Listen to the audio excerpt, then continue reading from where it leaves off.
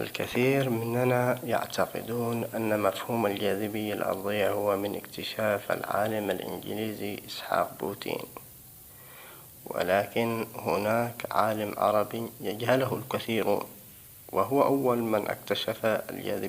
الجاذبية الأرضية بتفاصيل مذهلة قبل نيوتن ب800 سنة، وهو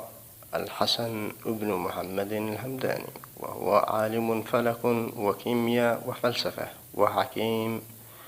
وهو شاعر في عصره. ومن أنواع كتبه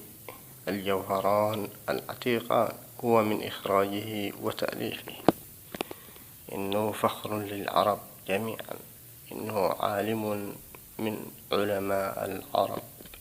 فلنفتخر به ونقول له